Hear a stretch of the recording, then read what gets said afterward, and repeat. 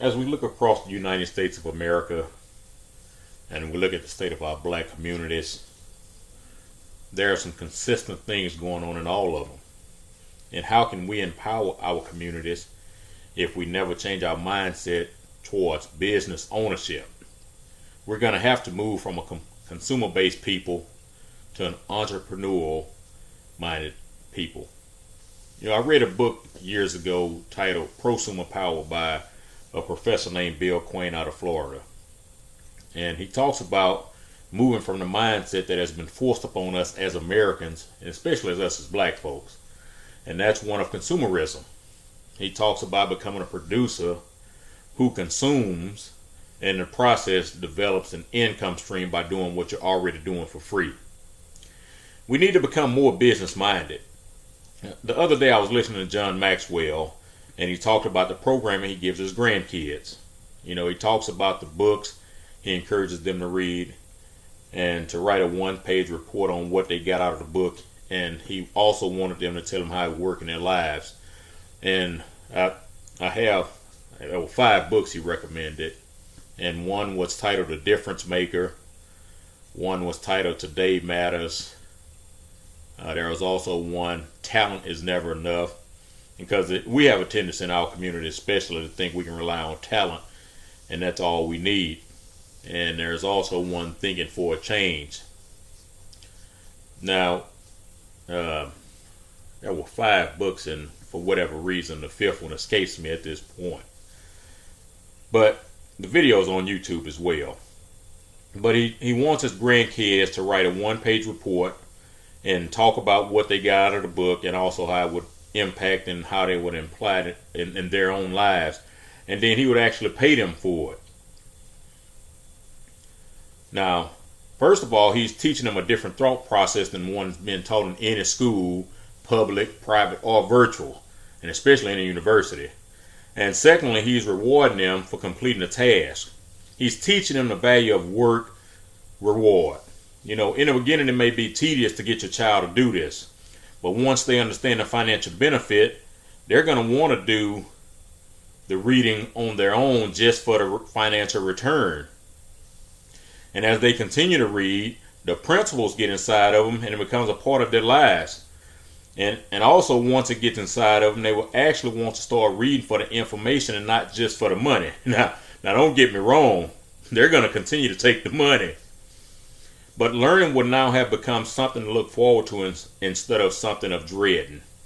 We all understand about the subjects that we enjoy in school. We look forward to going to those classes, and the classes that we don't particularly care for, we actually dread going to them. In order for you to actually understand the value that your child receives as a parent or grandparent, you do know what that means, right? You're going to have to read those books as well, because you're not going to understand what your children got out of a book. You might be able to fake it the first couple of times, but after that, your children will understand you hadn't read the book yourself.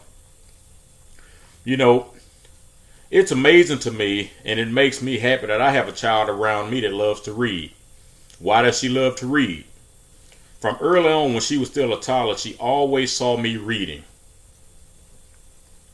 She always saw me with a highlight in my hand, highlighting in a book. It didn't matter. I didn't read to impress her. I read because I enjoy learning. And guess what she started doing? She would get one of her little books, and she would even take a highlighter, just as I had, and she would highlight in her books. Now, sometimes her books would be upside down because, of course, she couldn't read at age 1 and 2, but it was actually developing a habit that has carried on, and she's in her early teens now. As I heard Miles Monroe say once, your children will value what you value. So you can't be sitting around watching television all day and then tell them about the value of reading. We have conversations all the time about the different books and what she wants to read next. She continues to give me a list of books that she wants to read. We spend money on video games that don't even require children to think. So I believe we should buy some books. During the summer months, when school's out, we set up 2 separate 15-minute sessions to read each day. Everything electronic has to be turned off. Why am I talking about reading so much? Because in order for us to start to change our mindset that we currently have to a new one, we're going to have to start putting in new information. We're going to have to change our mindset in order to move forward. We have to change our mindset from a people that consume to a people that produce.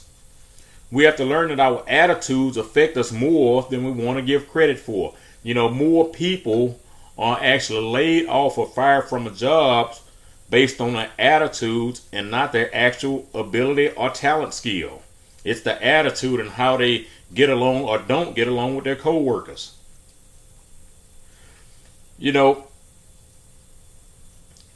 We need businesses in our communities that are owned by us. We need to have medical facilities in our communities that are run by us so that we understand the health issues that affect us.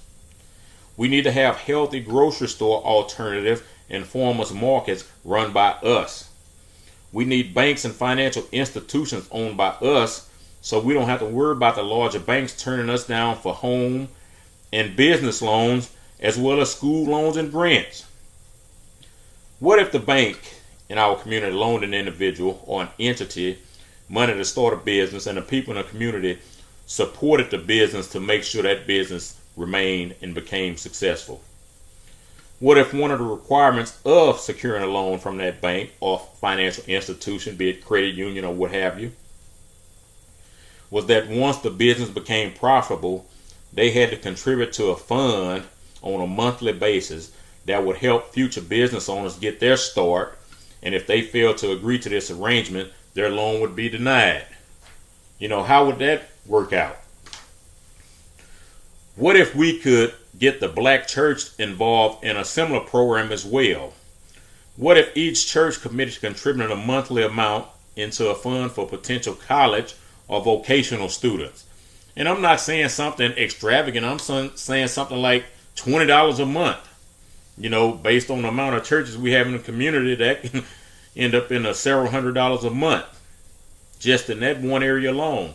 When we look at businesses in our communities, they're largely employing people of Hispanic descent. And then those folks won't even speak English when you're patronizing the business. And for those young ladies and those metrosexual men, the Asians smile on your face as they take your money to do your fingers and toes, and they're talking about you the entire time in their own language. I personally think if I'm patronizing you, I deserve enough respect where you should speak to me in my language if I'm giving you my dollars. I remember a few years back, I was in Richmond, Virginia, and I had just returned my rental car, and I was walking up to the counter at one of the airlines, the airline that I was flying back on. The initials are AA. And as I approached the counter to get my airline ticket, the two young ladies were speaking in the language of their country, which I gather was out of Europe somewhere. And they continued to talk in that language as I was at the counter, which is very rude because I'm still a customer. I asked them if they were going to have a conversation with me at the counter, could they at least speak English while I was there? They immediately ended their conversation, had nothing to say to me either. As soon as I got home, I emailed the company to let them know about the non or unprofessionalism at the ticket counter.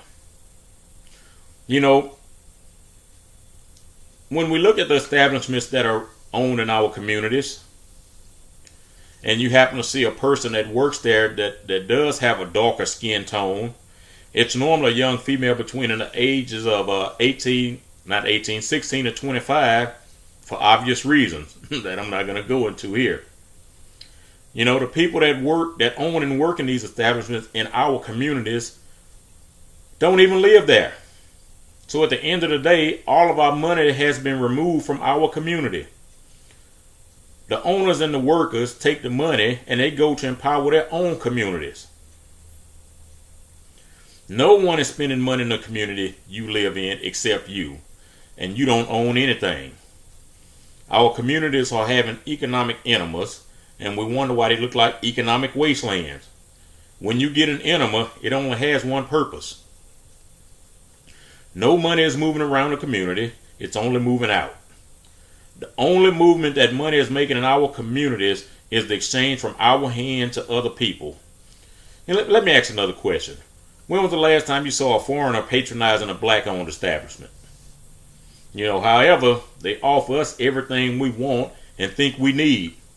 Some of the establishments will not even allow more than 2 blacks in there at one time because they treat us and look at us as criminals.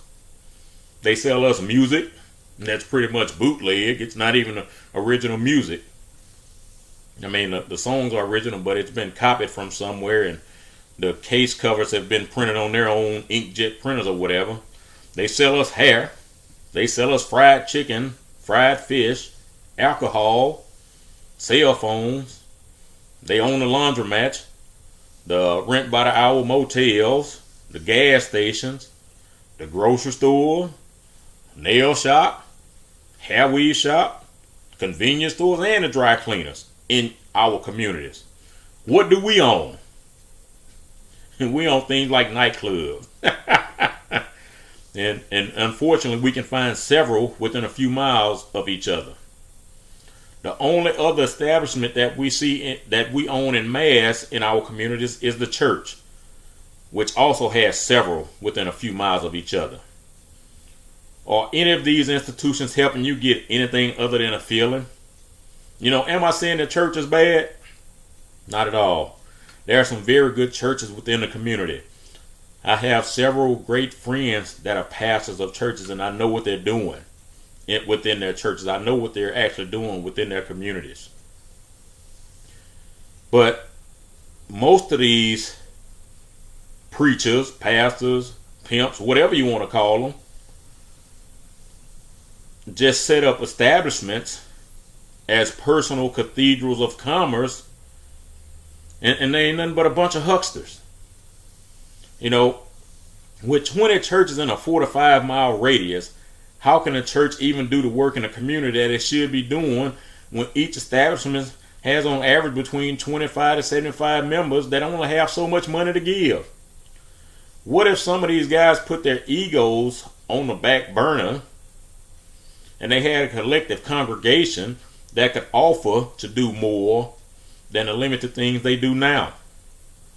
Some churches refuse to do any outreach in their community, but they have never shied away from the pastor and wife anniversaries and appreciations, because y'all do realize those are actually 2 different events.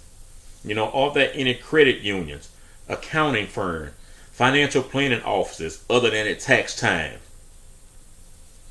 Law firms, decent looking doctor's office. I mean, I've seen some doctor's offices, the grass is about 3 feet tall, and we giving our money, so something's wrong there. Do we have any 24-hour emergency care clinics in our communities? Do we have any tutoring facilities in our communities? I'm not saying I'm great or anything like that. Sometimes, though, I'll find great deals on books at Amazon or Barnes & Noble, and I'll buy several copies of them. And what I'll do with those books is I'll take them to the library that's around the corner from my house, because I didn't learn a lot of the principles that I know now while I was in school, and I wish somebody would have been able to teach me. So I take them around the corner to the library. We have to start changing our thought process if things are going to change, and we have to start it earlier. We need to start empowering our youth to do these things. We have to start changing our thought process. And maybe that's the problem. Nobody really wants things to change. Maybe it just feels good to talk about it all the time. If our lives are going to change, we have to change our lives. We cannot leave our children the job, and I said the job because it is not ours, and the reason I preface that is because we'll say my job like we own it. We don't own it. We have to stop getting upset with other cultures because they leave their offspring a thriving business. That's what we're supposed to do. There's no separate set of success principles for black people. Sometimes we may have to start behind zero and work a little harder. However, the principles work for anyone that worked them. We cannot continue to blame white society for all of our ills. How can we blame white society for our misplaced value system?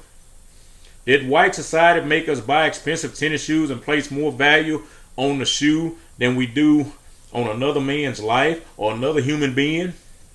Does white society make us spend thousands of dollars on rims for the cars that we still have car notes on?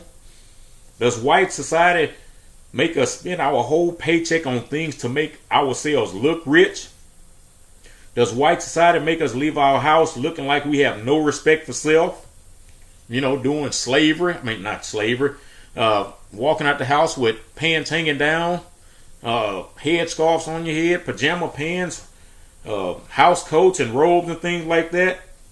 I got ahead of myself, but like I was getting ready to say, during slavery, education was withheld from us on purpose because they knew a person that read and educated itself was a dangerous individual. Who stops you from reading and educating yourself today? It's not the white man. Even if you can't afford to go to the bookstore and buy books, the library still checks them out for free. And I believe the time you're allowed to keep it is 2 weeks. Even with the internet we have today, there's so much information available. So it's no excuse now. We don't read because we don't want to. During slavery, studs, those are the men, strong, powerful men, they were forced to breed for the master to produce more slaves for the slavery system. Who makes us breed today other than ourselves and produce more servants to the system as it is today? It would take a shift in thought processes if we want to get this mental chain from around our neck and these invisible shackles from around our feet.